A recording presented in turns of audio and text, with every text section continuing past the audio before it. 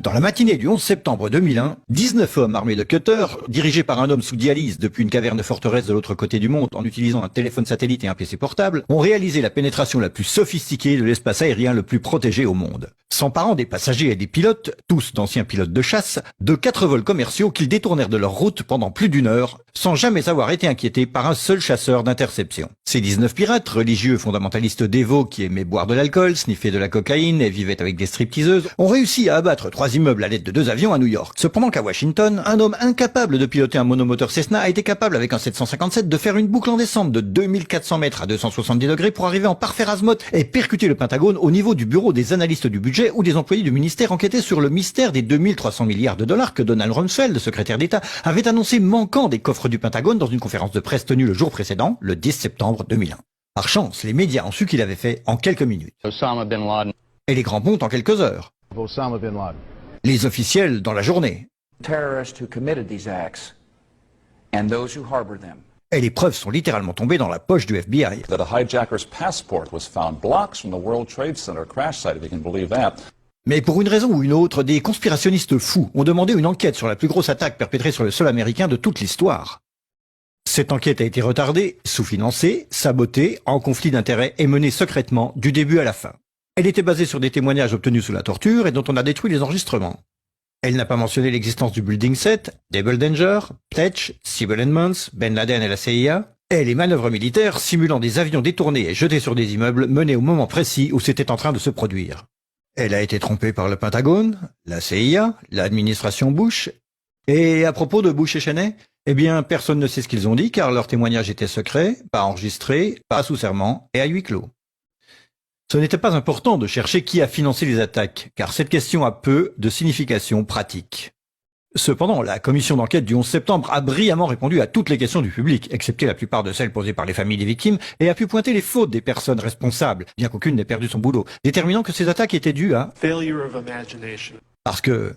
Nobody in our government, at least, and I don't think the prior government that could envision flying airplanes into buildings. Excepté le Pentagone, la FIMA, le NORAD et le NRO. La DIA a détruit 2,5 téraoctets de données sur Double Danger, mais c'est ok car ce n'était probablement pas important. La SEC a détruit les données sur l'enquête concernant les délits d'initiés avant les attaques. Mais c'est ok car la destruction des données relatives à la plus grosse enquête de toute l'histoire de la SEC fait partie de ses routines d'archivage. Le NIST a classé secret son modèle mathématique utilisé pour l'effondrement du building numéro 7. Mais c'est ok car le révélé aurait compromis la sécurité publique. Le FBI a argué que tout ce qui concerne leur enquête sur le 11 septembre doit être tenu secret. Mais c'est normal car le FBI n'a probablement rien à cacher. Cet homme n'a jamais existé et rien qu'il ait dit ne mérite votre attention. Si vous dites le contraire, vous êtes un conspirationniste paranoïde qui mérite d'être mis au banc de l'humanité. Comme lui et elle et lui. Ben Laden a vécu dans une grotte forteresse des montagnes d'Afghanistan, mais il a pu s'échapper.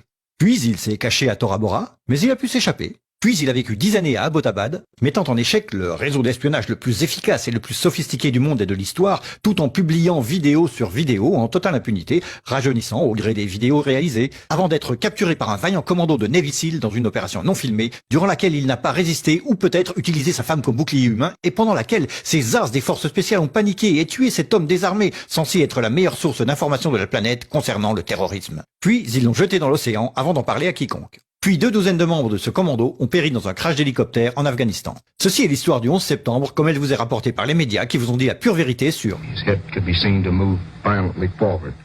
Et... They took the babies out of the incubators. Et... Mobile production facilities. Et... The rescue of Jessica Lynch. Si vous avez un doute sur cette histoire, vous êtes une chure de rat, un paranoïaque, un cinglé, vous détestez les chiens et les enfants et vous serez conspué par le monde entier. Si vous aimez votre pays et la liberté, la joie, les arcs-en-ciel, le rock, les chiots, les tartes aux pommes et votre grand-mère, alors vous n'émettrez jamais le moindre doute sur aucune des parties de cette histoire, à personne, jamais. C'était une annonce publique sponsorisée par les amis du FBI, de la CIA, NSA, DIA, SEC, MSM, Maison-Blanche, NIST et de la Commission sur le 11 septembre. Parce que l'ignorance, c'est la force.